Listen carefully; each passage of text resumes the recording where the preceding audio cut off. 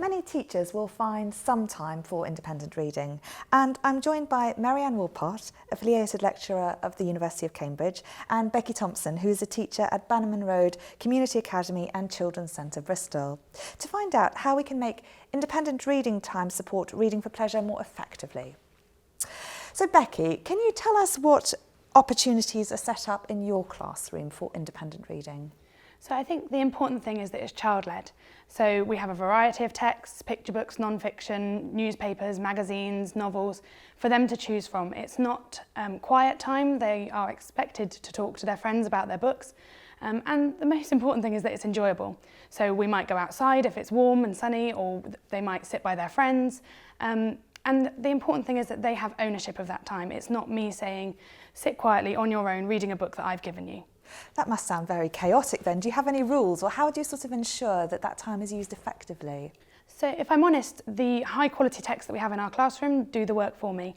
And by knowing my children as readers, I make sure that there are books in the classroom, not only that they can read, but also that they want to read and that interest them. And by having that variety available, that engages them, if I'm honest. It's an enjoyable time. And my class like when we have our independent reading. So our only rule really is don't do anything that stops anybody else reading. So shouting across the room at your friend, not okay, but talking to your friend about your book because you're really excited about it or you're wondering what's going to happen next is encouraged. And rather than being chaotic, I'd say it's more sort of a babble of enjoyment and taking pleasure in reading. And what do you do then during that time? How are you teaching? So a variety of things really. It might be that at the start I might read a book aloud to the children and then I might make that available when they're reading on their own, and sometimes you sort of see them playing teacher and mimicking me reading it aloud to them again. Or I might read my own book, which might be a children's book or it might be an adult book. Again, sort of modelling those reading behaviours that you do when you read, and then they sort of take that on themselves as well. Or I might be hearing children read. You've mentioned the high quality texts. What if children don't know what to go for?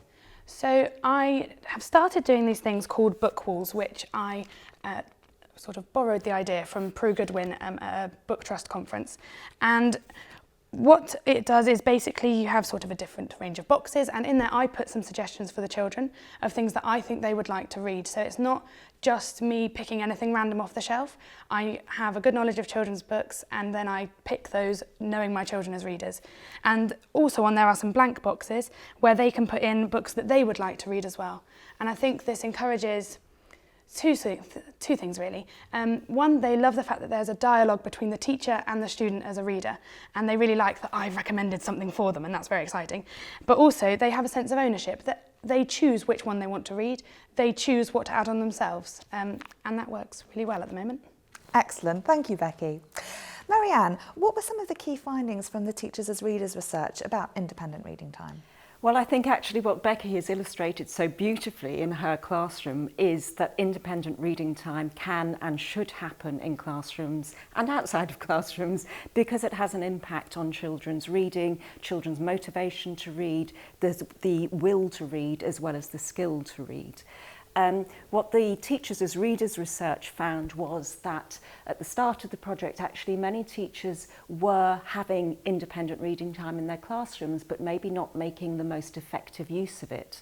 And through teachers themselves developing their own knowledge of children's literature, through engaging independent reading time for themselves, it helped them to understand the real priority of affording children those opportunities to read independently. So one of the things that the research found was, in terms of the key feature of independent reading time, was the importance of talk and enabling children to engage in inside text talk, to talk about books with their friends, to talk about books with their teacher, and to do this in an environment that was safe and welcoming and that could indeed include outdoor reading. Another key fundamental of independent reading time is enabling children to choose the books they want to read, and so that this time is very much child-led, and through that comes the talk and the engagement with texts. So as I say, it enables children to develop the will to read as well as the skill to read, and as Becky's been able to describe. This does and can happen in a busy classroom, and it's really important to develop reading for pleasure. Marianne and Becky, thank you.